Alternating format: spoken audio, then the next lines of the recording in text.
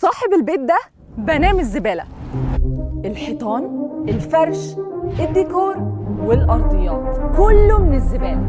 أنا تيمور الحديدي من مصر وده بيتي.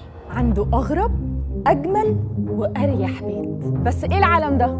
اسمه عالم الأرض، وإن إحنا المفروض نحافظ على الكوكب ده مع بعض.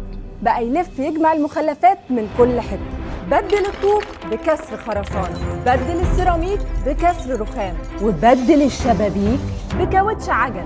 بنينا ده من الطين، وده من ازاز البلاستيك، وده بقى بنيناه من الحجر الجريء. وبكده وفر، استهلك مخلفات وساعد البيئة. هتحس انك في مغارة او في كهف من غرابة وجمال المكان. وفي نفس الوقت ان هو يرفع الوعي البيئي، ان احنا كلنا نفكر في ان البيئة لازم تتحسن ولازم نحافظ عليها. بعد 6 سنين نجح انه يبني البيت اللي بيحلم بيه، وبقى الوحيد في مصر اللي عايش في مكان زي ده. ودي قصة تستاهل نشاركها.